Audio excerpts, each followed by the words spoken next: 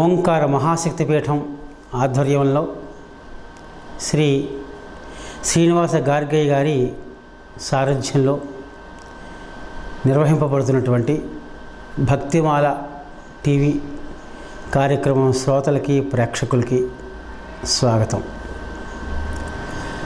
అమ్మవారు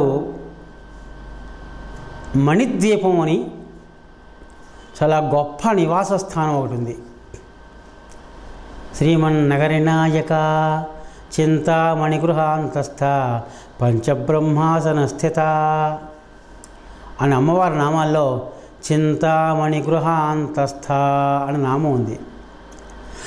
ఆ చింతామణి గృహం యొక్క ప్రాశస్త్యం కనుక వింటే ఎవరింట్లో వింటారో, ఎవరింట్లో వినిపించుకుంటారో వారింటిలో వాస్తు దోషాలు తొలగిపోతాయట. ఎటువంటి వాస్తు దోషాలైనా తొలగిపోతాయట. నవీనే గృహ నిర్మాణే అని స్పష్టంగా వేదవ్యాసుల వారు దేవీ భాగవతంలో ఈ మణిద్వీప రచన విషయంలో చెప్పడం జరిగింది. ఇది దేవీ భాగవతంలోని అమ్మవారి ఒక నివాసం. అమ్మవారికి ఇటువంటి నగరాలు 3 ఉన్నాయి. ప్రస్తుతానికి మణిద్వీప నగరం గురించి చెప్పుకుంటాం. మణుల యొక్క ద్వీపం కనుక దీన్ని మణిద్వీపము అన్నారు. మణులు తెట్టు కట్టేట ఆ ద్వీపంలో అనేక మణులు పెద్ద సముద్రంలో తెట్టుగా తేలేట. పోనీ ఆ తెట్టేనా 1 మైలు 2 మైలు 10 మైలునా ఎన్ని కోట్ల మైళ్ళ విస్తీర్ణమో తెలియని విధంగా చుట్టూ సుధా సముద్రంట, మధ్యలో ఈ ద్వీపంట. కనుక దీని మణుల ద్వీపం కనుక మణిద్వీపము అన్నారు. అది ఎక్కడుందయ్యా? ఊర్ధ్వలోకాత్ బ్రహ్మలోకాత్ ఊర్ధ్వభాగే సర్వలోకోతి విశ్రుత సర్వలోకోస్తి విశ్రుత. బ్రహ్మలోకాత్ ఊర్ధ్వభాగే ఈ పైన మనకి ఈ భూలోకంతో భూలోక సువర్లోక జనులోక తపోలోక సత్యలోకాలను వరుసకు 7 లోకాలు ఉన్నాయి. మహర్లోకం, సత్యలోకం. ఈ 7 లోకాలకి ఇంకా పైన ఉందట. బ్రహ్మలోకాత్ ఊర్ధ్వభాగే అంటే బ్రహ్మలోకం, అలాగే వైకుంఠము, కైలాసము ఈ 3 ఒకే లోకంలో ఉన్నాయి. ఒకే లోకంలో చాలా దూర ప్రాంతాల్లో ఉన్నాయి. చాలా విస్తీర్ణం కలిగి ఉంటాయి. వీటికంటే కూడా కొన్ని కోట్ల లక్షల మైళ్ళ దూరంలో ఉంటుంది ఇదిగో అమ్మవారి మణిద్వీపం. దాన్ని మణిద్వీప ఇది విస్తృత సర్వలోకోస్తి విస్తృత. దాన్ని సర్వలోకము అన్నారు. అంటే సర్వలోకము, శివలోకం, సదాశివలోకము అని దానికి భావన పేరు. ఎత్ర దేవి మణిద్వీప సయేవ అస్తి దాన్నే మణిద్వీపం. ఎత్ర దేవీ విరాజతే ఎక్కడైతే దేవి తన అశేష శక్తులతోటి అనేక వైభవాలతోటి విలసలుతూ ఉంటుందో ఆ లోకము ఇదిగో. ఇది బ్రహ్మలోక మిగతా లోకాల కంటే అనేక పరిమితిలో కానీ, ప్రభావంలో కానీ, ప్రాభవంలో కానీ చాలా విశేషాలు కలిగి ఉంటుంది. అక్కడికి వెళ్ళడం సామాన్యులకు సాధ్యం కాదు. సామాన్యులే కాదు, త్రిమూర్తులకు కూడా అమ్మవారి అనుగ్రహం లేకపోతే సాధ్యం కాదు. అటువంటి బ్రహ్మలోకంలో సమయంలో కానీ, సమయానికి ఆలోచిస్తే చేస్తే మన భూలోకంలో కాలం వేరు, భూవర్లోకంలో కాలం వేరు. అంటే మన భూలోకంలో మనకి 30 రోజులు నెల గడిస్తే భూవర్లోకంలో వాళ్ళకి 1 రోజు గడుస్తుంది. మనకి సంవత్సరం గడిస్తే సువర్లోకంలో వాళ్ళకి 1 రోజు గడుస్తుంది. మనకి ఒక యుగం గడిస్తే అంటే కృతయుగమో, త్రేతాయుగమో, ద్వాపరయుగం, కలియుగం, ఒక యుగం నడిస్తే మహల్లోకం వాళ్ళకి 1 రోజుట. మనకి ఒక మహాయుగం గడిస్తే జనులోకం వాళ్ళకి 1 రోజుట. మనకి ఒక మహాయుగం అంటే 4 యుగాల సమ్మేళనం. అంటే కృతయుగ, త్రేతాయుగ, ద్వాపరయుగ, కలియుగాలు. ఈ 4 కలిపితే 432 కోట్ల సంవత్సరాలు గడిస్తే ఒక మహాయుగం. కనుక ఒక మహాయుగం జనులోకంలోకి 1 రోజైతే 1000 మహాయుగాలు గడిస్తే తపోలోకంలో పగలు రాత్రి 1 రోజు. దానికంటే కూడా ఉంది పైన సత్యలోకం. అక్కడ 1000 మహాయుగాలు ఒక పగలు, 1000 మహాయుగాలు ఒక రాత్రి.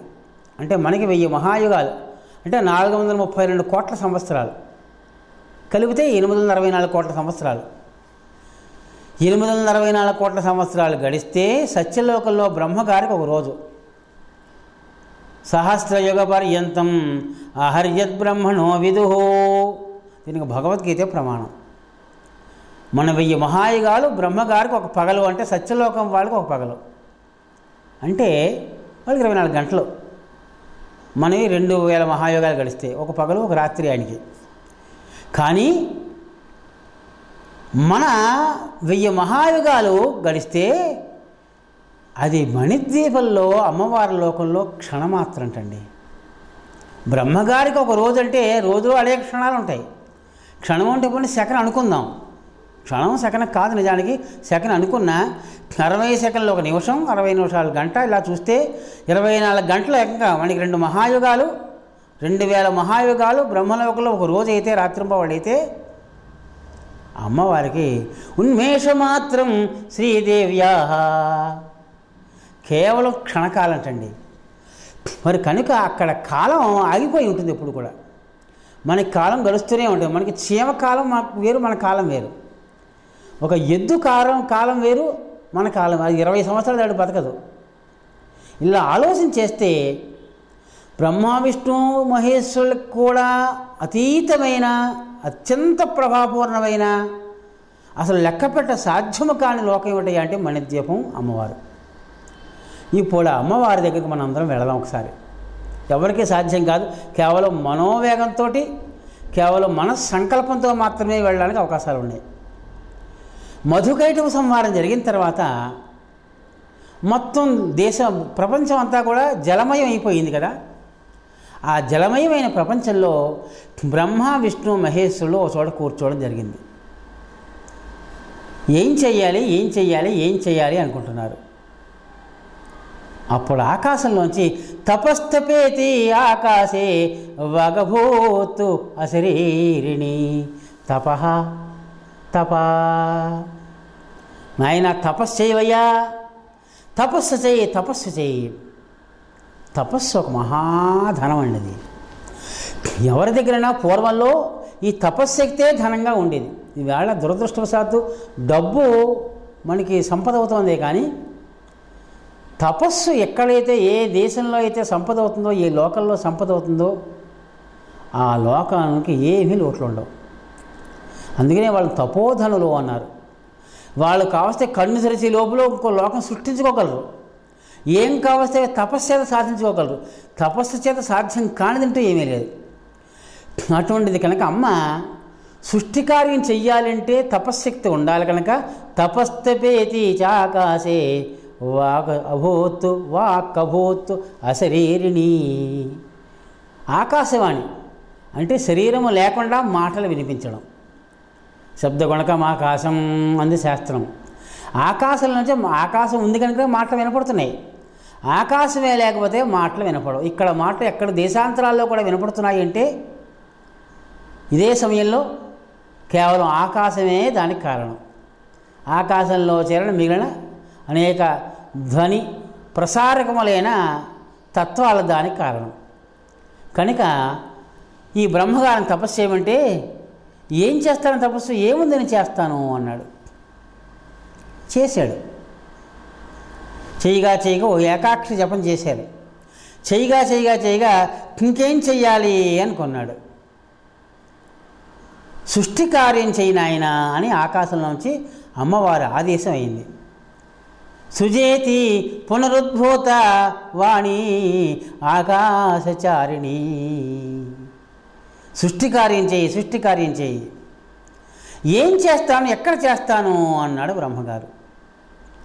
ఇంతేదంటే ఒక 10 మందికి భోజనం వండు అన్నాం అంటే 10 మందికి భోజనానికి సరిపడా పదార్థాలు ఇవ్వాలి మనం.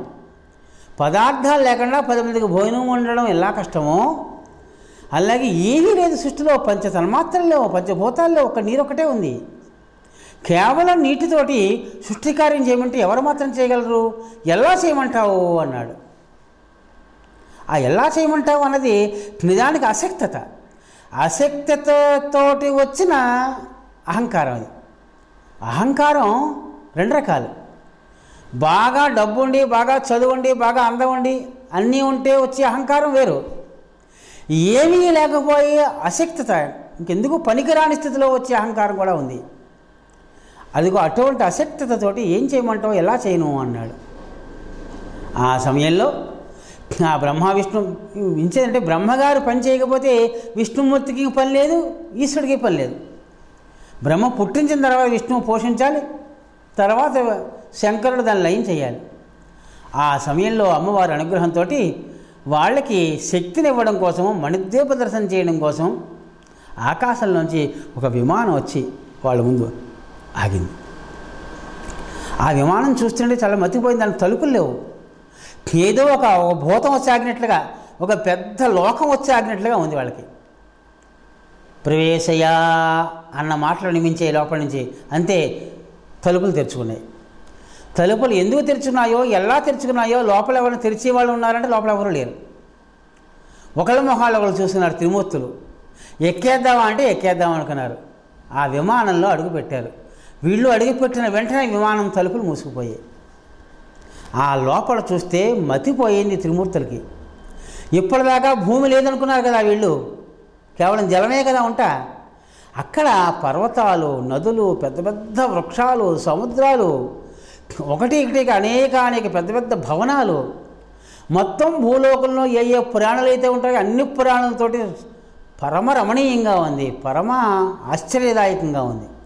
చిలకలు, కొయిళ్ళు, అనేక పక్షుల వృతాలతోటి ఎంతో మంద్ర మనోహరంగా ఉంది ఆ విమానం. కేవలం విమానం. ఈ మతిపోయింది మన త్రిమూర్తులు వీళ్ళు. అలా పల్లెటూరు వాళ్ళలాగా ఆ విమానం తాలూకు సౌందర్యాన్ని చూస్తున్నారట. అలా సెలయేళ్ళు పడుతున్నాయట. ఒకచోట మంచి మంచి సంగీత ధ్వని వినపడుతోందట. ఎక్కడి నుంచి వస్తున్నాయో తెలియదు, ఎవరు పాడుతున్నారో తెలియదు. చాలా విచిత్రంగా ఉంది ఆ విమానం. అది పుష్పక విమానం. ఎంతమంది ఎక్కినా ఇంకా ఖాళీ ఉంటుంది. కేవలం అమ్మవారు త్రిమూర్తుల కోసం పంపించిన పుష్పక విమానం అది. ఈ విమానం వీళ్ళు ఎక్కిన వెంటనే బయలుదేరింది. దానికి ఇంధనం అక్కర్లేదు, దానికి చోదకడు అక్కర్లేదు, అంటే దాన్ని నడిపేవాడు అక్కర్లేదు, దాన్ని టిక్కెట్ తీసేవాడు అక్కర్లేదు, ఎవరు అక్కర్లేదు. ఆ విమానం దానంతటా తానే తలుపులు వేసుకుంటుంది, తనంతటా తానే కామగమనంతో వెళ్తుంది. నిజానికి దాన్ని కనుక మనం సృష్టించుకోగలిగితే, ఇంధన రహితమైన విమానాన్ని సృష్టించుకోగలిగితే, అబ్బో ఇంక ఈవేళ ఇంధనం కోసం మన కొరత అక్కర్లేదు. సరే, ఈ విమానం వాయువేగ మనోవేగాలతో ప్రయాణం అవుతోందట. ఆ విమానం వేగానికి బ్రహ్మ విష్ణు మహేశ్వరులు మతిపోయి ఆశ్చర్యపోతున్నారు. అలా వెళుతుండగా ఆ విమానం చుట్టూ అద్దాలు ఉన్నాయి. ఆ అద్దాల నుంచి కింద భూమి కనపడుతోంది. ఇదేమిటి, అంతా సముద్రమే కదా అనుకున్నాం, ఇక్కడ భూమి ఎక్కడి నుంచి వచ్చింది? లోపల భూమి ఉంది, అద్దాల నుంచి చూస్తే బయట భూమి కనపడుతోంది. చూస్తే అక్కడ ఏముంది? అక్కడ ఒక బ్రహ్మగారు కనిపించాడు. ఆ బ్రహ్మగారికి 5 శిరస్సులు ఉన్నాయి. ఆయన బ్రహ్మగారు వేదాలు పఠనం చేస్తున్నాడు, వేదాభ్యాసం చేస్తున్నాడు, అందరికీ వినిపిస్తున్నాడు. మహర్షులందరూ 3 మంది కూర్చున్నారు. దేవతాకోటంతా వాళ్ళని స్తోత్రాలు చేస్తున్నాయి. చాలా సుందరతరమైన దృశ్యం అది. ఉపనిషత్తులు రూపాలు ధరించి అక్కడ సేవిస్తున్నాయి. సరిగ్గా ఆ లోకాన్ని చూశాడు బ్రహ్మగారు. ఇదేమిటిది, నేను ఇక్కడే ఉన్నాను, మళ్ళీ ఈ బ్రహ్మగారు ఎవరా అనుకున్నాడు. అదే సమయంలో విష్ణువు శంకరుడు కూడా చూశారు. ఇదేమిటిది, ఏమయ్యా బ్రహ్మ, కోయం, ఆయన ఎవడంటావు? ఆ లోకం ఏమిటంటావు? ఏమిటి ఇంకో బ్రహ్మలా కనపడుతున్నాడు? కొంపతీసి నువ్వు కాదు కదా, లేదా నీవు కాకుండా ఇంకోటి ఎవడైనా ఉన్నాడా అన్న ఆశ్చర్యపూర్వకంగా అడిగారు బ్రహ్మగారిని. అప్పుడు బ్రహ్మగారికి మాత్రం ఏం చెబుతాడు? కోయం న జానేహం భ్రమయేవా. మహానుభావులారా, మమేశ్వరో, నాకు ప్రభువులు మీరు. కోహం, నేనెవరినో తెలియదు. కోయం, ఆ కనిపించే బ్రహ్మ ఎవరో తెలియదు. అంత మాయలా ఉంది, అంత భ్రమలా ఉందయ్యా, ఏం చెప్పమంటావు అని తన అశక్తతను వ్యక్తం చేశాడు బ్రహ్మగారు. ఇలా అనుకునే లోపల అక్కడ విమానం ఆగడం, తలుపులు తెరుచుకోవడం, ఆ సత్యలోకంలో బ్రహ్మాదులు దేవతలందరూ కూడా మళ్ళీ విమానం ఎక్కారు. ఎంతమంది విమానం ఎక్కుతారు? ఇంకా ఖాళీ. అయ్యో ఇంకో బ్రహ్మగారు ఉన్నాడనమాట అని విష్ణువు అనుకుంటున్నాడు. పోన్లే బాబు నేను లేను అని అనుకుంటున్నాడు లేదో, అంతే వైకుంఠ లోకానికి వెళ్ళింది విమానం. అక్కడ విష్ణు భగవానుడు నల్లని దేవఛాయతోటి తలత్తలు మెరిసిపోతూ అమ్మవారి చేత కాళ్ళు పిసికించుకుంటూ ఎంతో సేవలు చేయించుకుంటున్నట్ట, వీణ వాయిస్తున్నట్ట, నృత్యాలు చేస్తున్నట్ట. అప్సరసలందరూ కూడా, దేవతామూర్తులందరూ కూడా ఎంతో స్వామిని స్తోత్రాలు చేస్తున్నట్ట. ఆయన విలాసాలే విలాసాలు, ఆయన భోగాలే భోగాలట. ఈ విష్ణుమూర్తి కంటే చాలా ఎత్తులో ఉన్నతిగా మహావైభవంగా అందంగా ఎంతో విలాసాలతో ఉన్నట్టు ఆయన. ఇప్పుడు విష్ణుమూర్తికి పని మూర్చొచ్చినంత పని అయింది.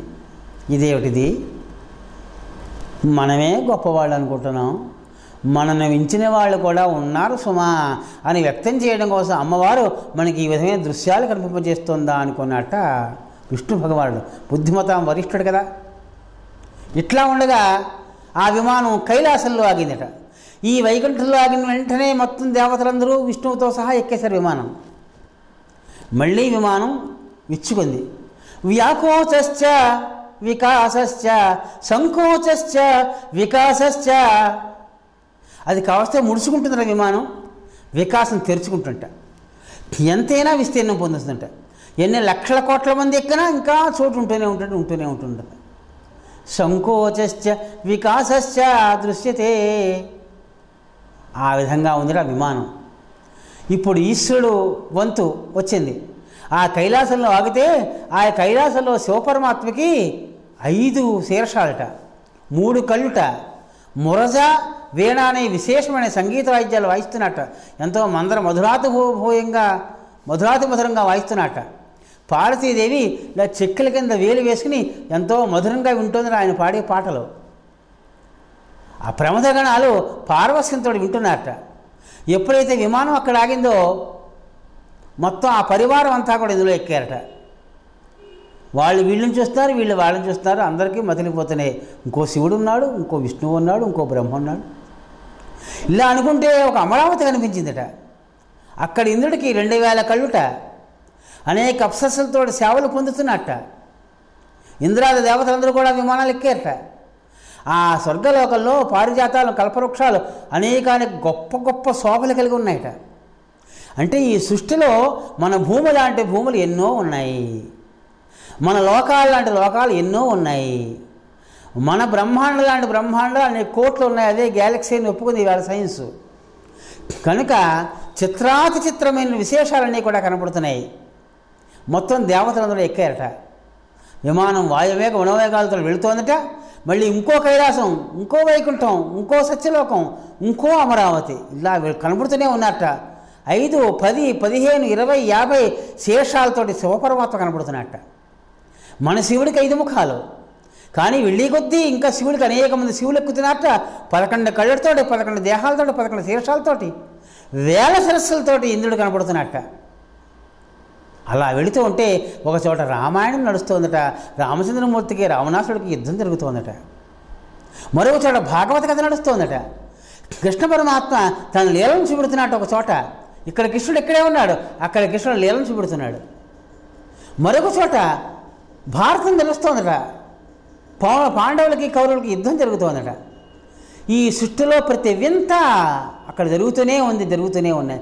ఎప్పుడూ ఇది జగత్తన్నా, అందుకనే దీనికి ఎక్కడా నిలకడ లేదు, ఆగదు. ఇది అయిపోయింది అనుకుంటాం. ఒక చోట కృతయుగం నడుస్తోంది, ఒక చోట పురాణ యుగం నడుస్తోంది, ఒక చోట ఆర్యన యుగం నడుస్తోంది. చాలా వింతలు, విడ్డూరాలు, అనేక కోట్ల బ్రహ్మాండాలు అన్నింటినీ దాటికెళ్తోంది విమానం. ఏమైనా శబ్దం వస్తుందా? శబ్దం లేదు. మన విమానంలో కూర్చొని వాళ్ళు శబ్దం వస్తుంది, చెవులు చిల్లు పడిపోయిన శబ్దం వస్తుంది. విమానం ఆగినా శబ్దమే, లేచినా శబ్దమే. దానికి బెల్ట్ పెట్టుకోవాలి. ఈ విమానాలకు ఏమీ అక్కర్లేదు, హాయిగా కూర్చున్నారు. ఎవరు వచ్చి బెల్ట్ పెట్టుకో అని చెప్పక్కర్లేదు. అలా వెళుతూ ఉంటే ఆ వింతలన్నీ కూడా అందరి దేవతలు, అందరి త్రిమూర్తులు చూస్తూ విస్తుపోతున్నట్ట. విస్తుపోయి వెళ్ళగా ప్రయాణం చేసి వాయువేగ మనోవేగాలతో ప్రయాణించే విమానం ఇన్ని గ్యాలక్సీలు దాటుకుని చిట్ట చివర బ్రహ్మలోకాత్ ఊర్ధ్వభాగే సర్వలోక ఇది విస్తృత. అక్కడ ఇంక పెద్ద పాల సముద్రం కనిపించిందట. సుధా సింధో మధ్యే సురవిటపి వాటి పరివృతే మణిద్వీపే నీపోపవనవతి చింతామణి గృహే సుధా సింధో మధ్యే పెద్ద పాల సముద్రం. అది ఎంత విస్తీర్ణం కలిగిందయ్యా అంటే మొత్తం ఎన్ని లోకాలని మించిపోయిన విస్తీర్ణం కలిగింది ఆ పాల సముద్రం. అటువంటి పాల సముద్రం చూసి ఈ త్రిమూర్తులందరూ కూడా ఆశ్చర్యపోయారు. తర్వాత అమ్మవారి మణిద్వీప వైభవం చెప్పుకుంటాం. స్వస్తి. దుర్గవు నీవమ్మా కనక దుర్గవు నీవమ్మా, దుర్గవు నీవమ్మా కనక దుర్గవు నీవమ్మా. ఈ ఇంద్రకీలాద్రి నిలయము కాగా భవానివై నువ్వు వెలసితివమ్మా. దర్శనమీవమ్మా